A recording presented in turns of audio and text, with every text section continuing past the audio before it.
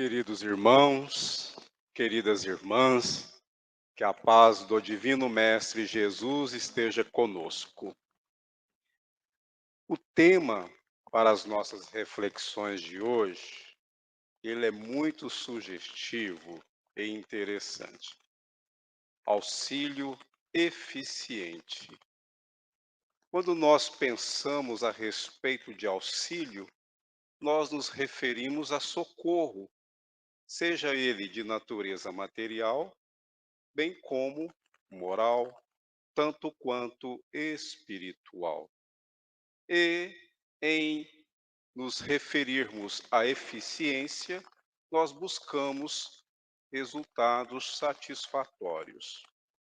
Nós poderíamos aqui citar infinitos casos a respeito da ação da providência divina em nossas vidas, mas por conta do nosso tempo, optamos pela síntese de uma história real contada pelo espírito André Luiz em seu livro No Mundo Maior, através da lavra mediúnica de Francisco Cândido Xavier. Nós sabemos que o mundo espiritual, ele nos envolve. Nós estamos inseridos neste plano. Mas, uma vez desencarnados, nós nos transferimos para outras esferas espirituais. E este espírito benevolente, ele teve a autorização de espíritos superiores para trazer-nos muitas informações, inclusive detalhadas, da vida no mundo espiritual. E certa feita, ele fazendo um curso, onde ele estava aprendendo a respeito do socorro a entidades sofredoras, ele estava sob a orientação de um mentor que se chamava Calderaro. E este, certa feita, participando de algumas tarefas, onde a orientadora espiritual superior, que se chamava Cipriana, estava responsável por algumas atividades de assistência socorrista aos espíritos que estavam nas zonas espirituais inferiores. Então, nós compreendemos, e aqui vai um adendo, em que o umbral, que é esta região espiritual que envolve toda a crosta terrestre, ele se expande até uma certa altura que poderíamos entender como a ionosfera. E as zonas inferiores seria o umbral grosso, seria essa região onde se encontram muitos espíritos que estão eliminando resíduos mentais que levaram após a desencarnação como reflexos daquelas condições em que se viam quando encarnados. Muito bem.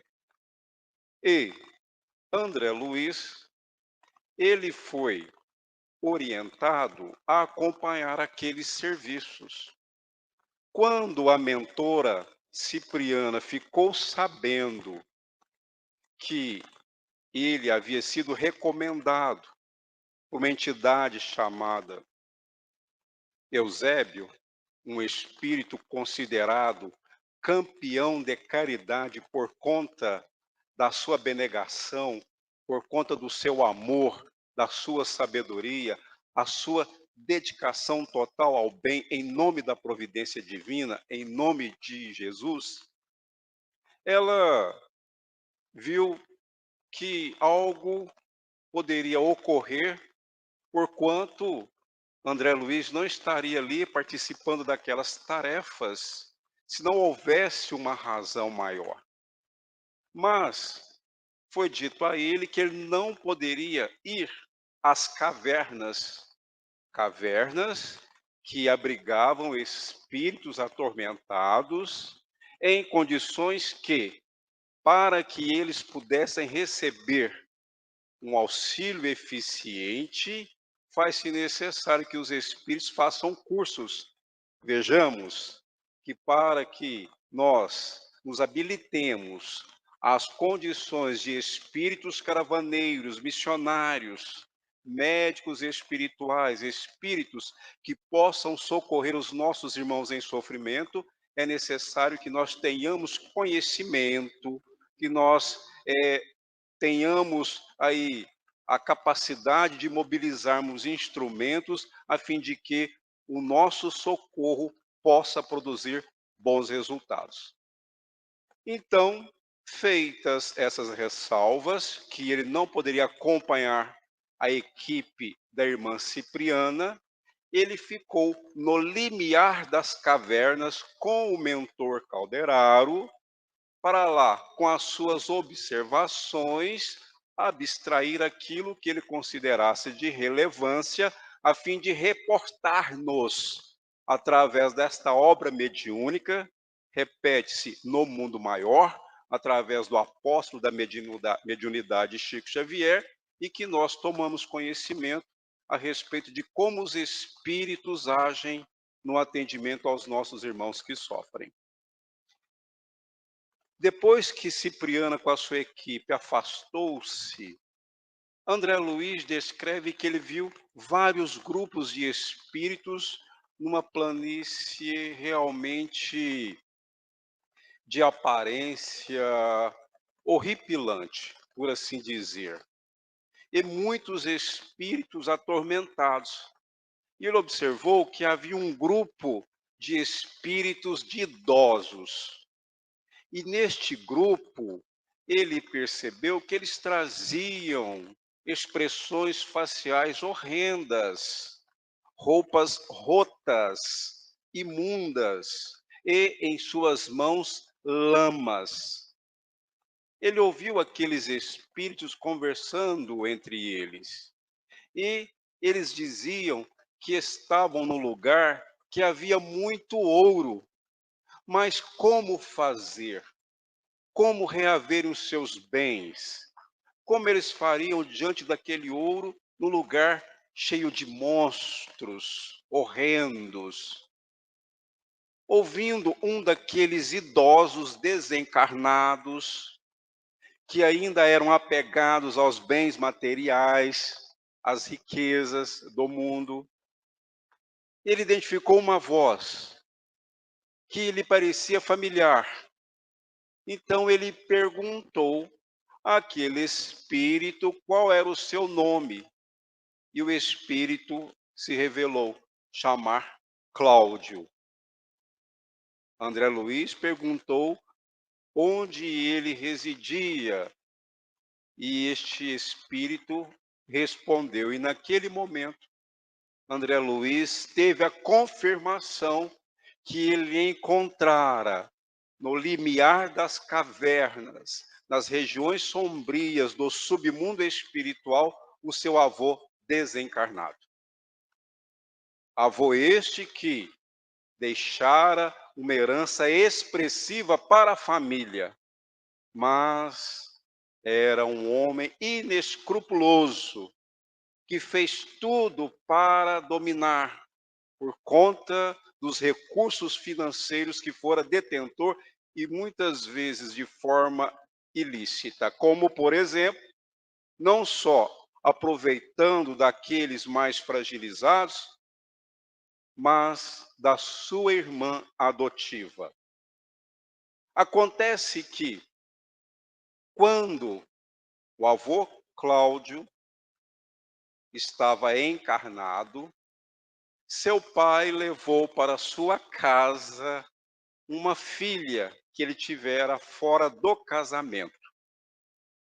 Chamava-se Ismênia. Ele, Cláudio, assim que os pais, vítimas de uma febre maligna, desencarnaram, o que ele fez? Expulsou a irmã Ismênia, que por sinal era mais velha do que ele, que se tornara sua ama, para que ela não pudesse ficar com parte da herança. E ali, naquele momento em que ele estava relatando contando o que ele fizera, André Luiz disse-lhe que ele já não estava mais no mundo. E aí ele percebeu que ele estava num lugar estranho, mas não se dera conta que já estava desencarnado há 40 anos. Há 40 anos desencarnado naquela região sombria do plano espiritual. E aí André Luiz, perguntando para ele a respeito da sua situação, informando-o de que ele já não estava mais encarnado, ele começou a lamentar. Vovô Cláudio disse que deixou parte dos seus bens para o seu neto André Luiz, que era a luz dos seus olhos. E quando ele falou isso, André Luiz não conseguiu segurar a emoção. Por mais que ele houvesse sido orientado pelos amigos espirituais, fosse um espírito treinado para poder trabalhar com irmãos sofredores, mas naquele instante ele não conseguiu suportar a emoção, ajoelhou-se diante do seu avô desencarnado, beijando-lhe as mãos e dizendo: Vovô Cláudio, pois o senhor não me reconhece, eu sou André Luiz. E aí o avô o reconheceu, mas como ele estava em perturbação mental, ele estava um pouco desconexo, repetindo o nome da irmã desencarnada. Naquele momento, estava retornando a mentora Cipriana e deparou-se com aquele quadro que André Luiz resumiu. E ela, perguntando ao vovô Cláudio de André Luiz o que acontecera, este narrou a história que nós já sabemos. E aí, a mentora Cipriana comentou com André Luiz que haviam ali dois pontos a serem considerados. Primeiro, localizar Ismênia. Ismênia, onde o espírito de Ismênia estava. Segundo, pelas condições espirituais do avô de André Luiz, este precisava reencarnar. Ele não tinha condições para ser levado para uma esfera superior. Então, eles deveriam encontrar uma organização espiritual dirigida por espíritos benevolentes para reencarnar, porque nessas regiões inferiores tem muitos espíritos habilitados para este auxílio aos espíritos atormentados. Porque existem situações em que o espírito só melhora quando reencarna. Então, ele não pode continuar desencarnado. E assim aconteceu. Antes que eles tomassem as providências para institucionalizarem o espírito do vovô Cláudio de André Luiz, ela, a mentora Cipriana, pediu aos seus auxiliares que localizassem Ismênia. E assim aconteceu. A providência divina não erra. A providência divina sabe o endereço de cada um. A providência divina sabe a nossa história, nos conhece mais do que nós mesmos. E 90 minutos após esse pedido, retornaram dois mensageiros dizendo que localizaram Ismênia. E lá a equipe se deslocou, chegando à cidade do Rio de Janeiro, foram até uma casa humilde, onde Ismênia, jovem, estava dormindo. E Ismênia, jovem, dormindo, a mentora Cipriana auxiliou-a a sair do corpo físico, desligando-a parcialmente, e essa, ao ver a irmã Cipriana, um espírito de luz belíssimo, presumiu que estivesse na presença da mãe de Jesus, chamando-a: "Ó minha mãe, eu não sou digna de receber a sua visita." De joelhos ela disse. E Cipriana falou: "Não, eu sou apenas a sua irmã, não sou quem você está pensando." Em que lhe poderemos ser úteis? Ela, Cipriana, perguntou para Ismênia. Vejamos, é interessante. O avô Cláudio estava desencarnado há 40 anos. Ismênia, aquela que fora sua irmã adotiva, estava reencarnada. Ela estava reencarnada, mas não se chamava Ismênia. Na verdade, essa Ismênia jovem era bisneta dela própria, quando ela estava reencarnada como irmã do Cláudio. Quando ela estava reencarnada como irmã do Cláudio, que ela foi expulsa de sua casa, ela foi trabalhar para uma família, ganhando uma remuneração irrisória. Com o tempo, ela conheceu um homem que, por sinal, moralmente inferior, que a se viciara, que a violentara, e com ela tivera várias filhas. Então, essa Ismênia de agora, que é bisneta dela própria, à época que fora irmã adotiva do vô Cláudio, ela era neta da sexta filha da velha Ismênia. Ficou claro, meus irmãos? Ficou claro, minhas irmãs? Olha que interessante. Às vezes, nós olhamos na parede a foto do nosso bisavô e podemos estar ali olhando para a nossa encarnação passada. Olha que fantástico. Mas, saindo do deslumbramento, da recordação do pretérito, ocorre que Cipriana falou que precisava da ajuda de Ismênia, porque ela queria casar-se com Nicanor, que era pedreiro. O vô Cláudio precisava reencarnar numa situação de humildade.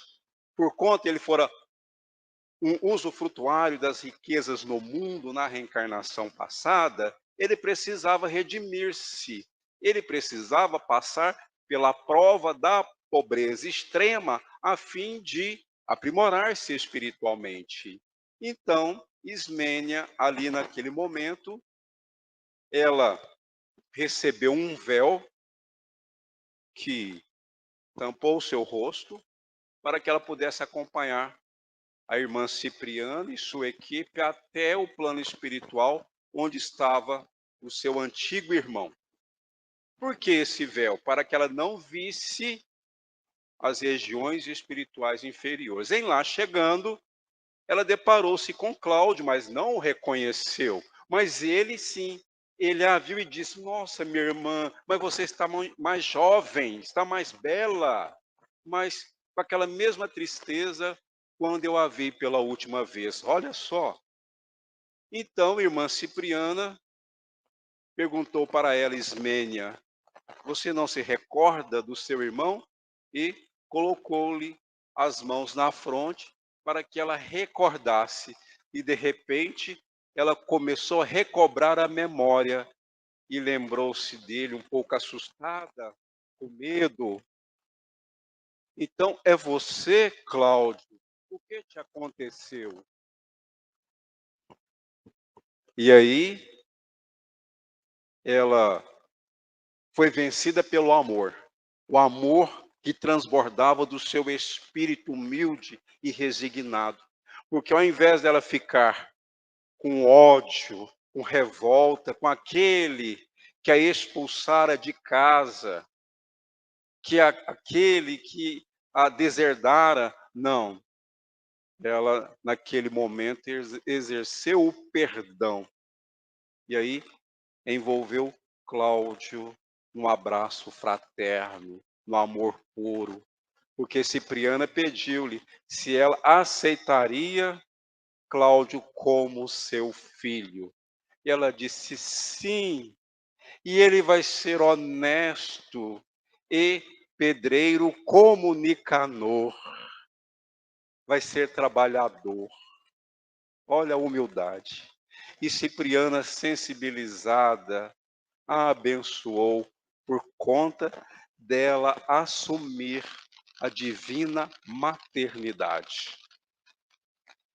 Ela foi levada de retorno ao corpo físico, naturalmente não recordou-se do sonho, mas teve a impressão de ter estado numa esfera feliz. Cláudio foi institucionalizado numa organização no mundo espiritual para, após 2 anos, ser levado para reencarnar como filho da irmã adotiva do passado. Este lapso de tempo dá cerca de 100 anos, lá desde o início da nossa história. Vejamos, meus irmãos, minhas irmãs, nós teríamos vários outros casos verídicos para contarmos como a espiritualidade é benevolente. Vamos dar mais alguns exemplos. Nós temos aqui a nossa instituição Espírita Missão e Luz.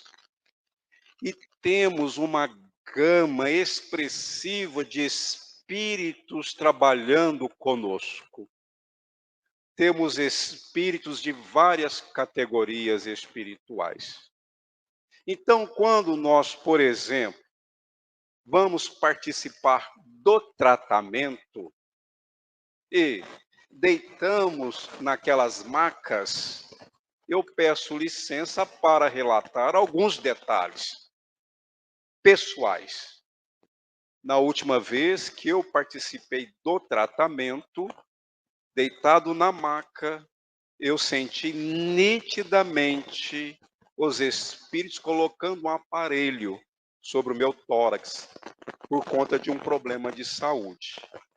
Senti na fronte também por conta da vibração do chakra frontal. E todo o meu corpo é envolvido na energia espiritual. Ora, eu não falei para os espíritos o que eu tenho de problema de saúde. Eles não têm o meu prontuário médico, mas eles precisam disso? Não. Eles não precisam da carteirinha do SUS. Eles não precisam que nós tenhamos convênios médicos. Não. Porque nós estamos no Hospital de Jesus. E no Hospital de Jesus, ele que é o diretor, ele fala: eu quero atender todos aqueles que aqui vierem e atendê-los com amor. Atendê-los com humildade. Eu quero que eles se sintam acolhidos, amparados. Então, nós estamos num dos hospitais de Jesus, porque todo o bem que existe e persiste no mundo vem do Sagrado Coração de Jesus, que consubstancia a graça de Deus Pai Todo-Poderoso, que está em toda parte e que nos ama infinitamente. E estes amigos espirituais, que para nós são anônimos, mas conhecidos de Jesus, nos envolvem em seus mantos de luz.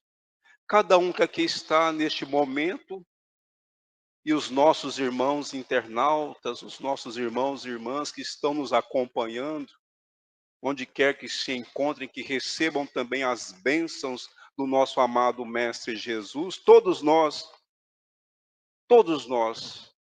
temos ao nosso lado espíritos benfeitores que pensam as nossas feridas, que acalmam os nossos corações, que nos atendem em nossas aflições, para que nós possamos renovar a nossa fé, para que nós possamos nos sentir revigorados, encorajados para enfrentarmos serenamente as nossas provações, que são os desafios da nossa vida, aprendendo com Jesus, como ele disse: aprendei de mim, que sou manso e brando de coração, porque o meu fardo é leve e meu jugo é suave. E vamos mais, além dos nossos irmãos que trabalham nos tratamentos, muitos de nós que aqui viemos, que trazemos conosco as nossas preocupações, não pense os senhores e as senhoras, nossos irmãos e irmãs, todos nós, que isto basta para a espiritualidade, porque certa feita alguém disse-me, Deus não faz nada pelas metades. Nós temos uma ficha espiritual e os nossos amigos espirituais vão em nossos domicílios e lá perscrutam, auscultam, eles tomam o entendimento daquilo que está acontecendo conosco. E diante dessas perquirições, que não são por curiosidade, mas para atender em nome da providência divina, todos nós, irmãos e irmãs, que ainda trazemos conosco as nossas imperfeições espirituais, eles tomam as providências devidas. É um coração desalentado, é a desencarnação de um ente querido, cuja dor da separação temporária parece insuperável.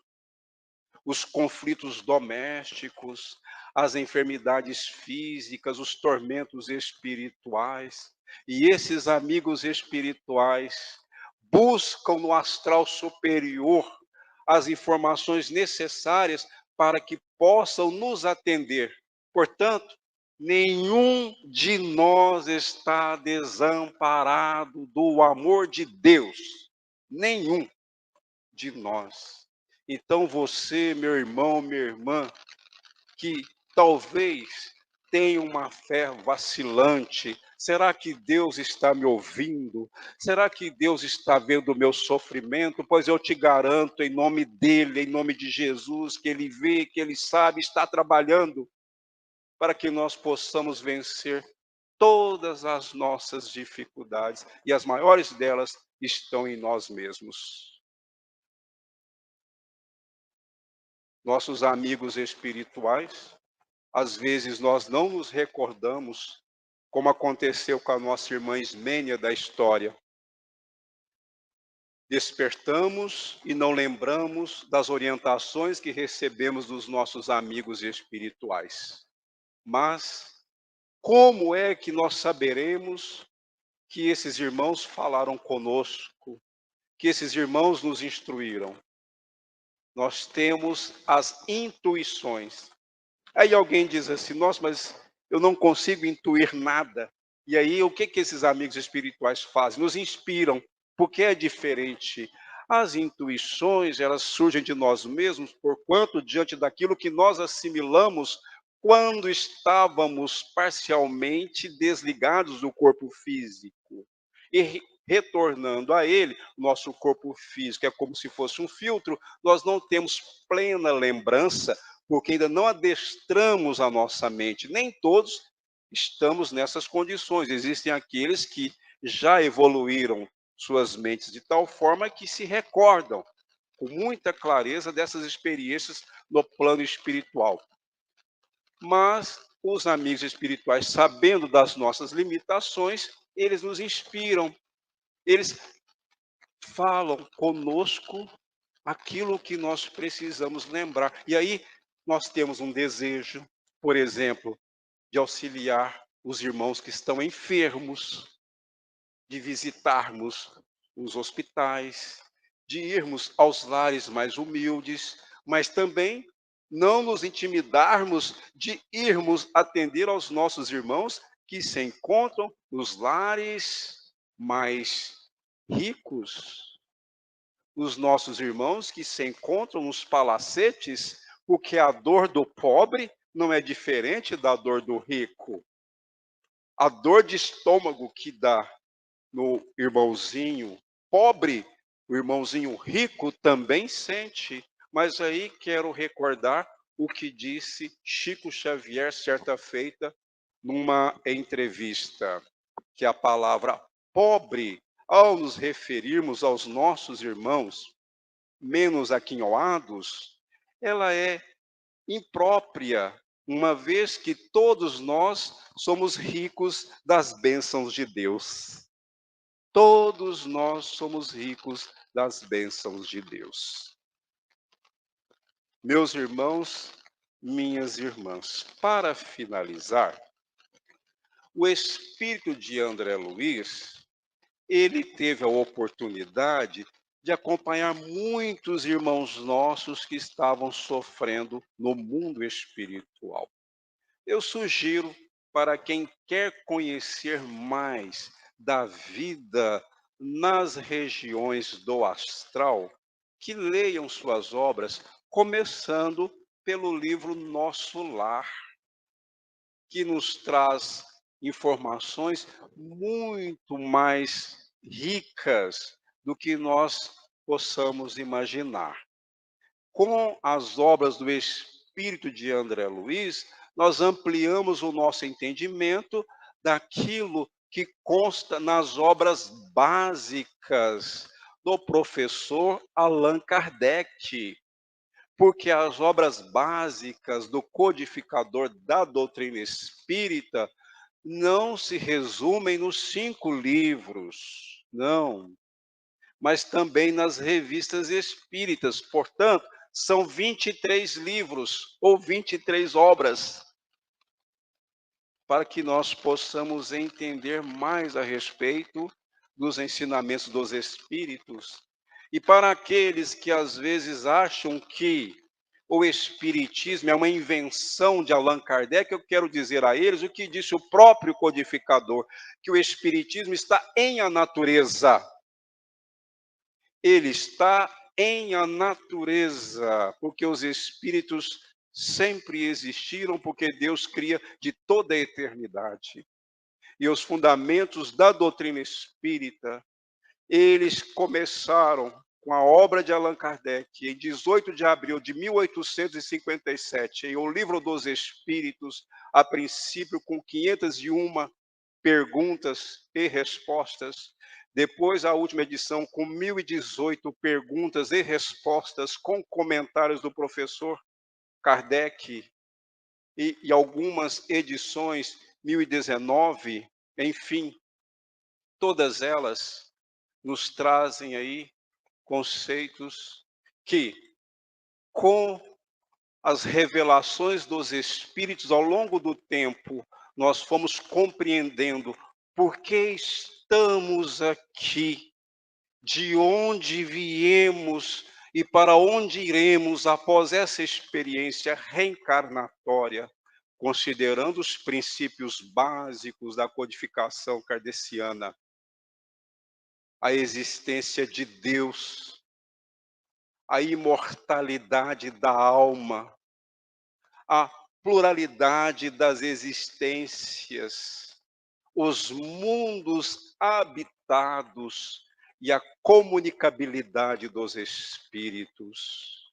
Essas obras que temos acesso hoje, por diversos médiuns, dentre estes, o apóstolo Chico Xavier, nós já temos mais responsabilidades, nós já temos conhecimentos para discernirmos aquilo que devemos fazer, porque com Jesus nós sempre acertamos, sem Jesus ainda somos reféns da nossa ignorância, ainda não conseguimos acender a própria luz, e aí estaremos algemados, as reencarnações expiatórias, até que um dia possamos nos libertar e, emancipados, conquistarmos a paz de consciência, o que diremos junto com o apóstolo Paulo: já não sou eu quem vive, mas é o Cristo que vive em mim.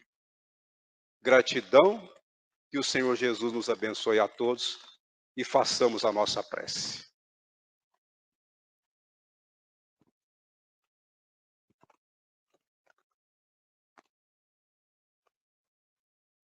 Recordamos nesse instante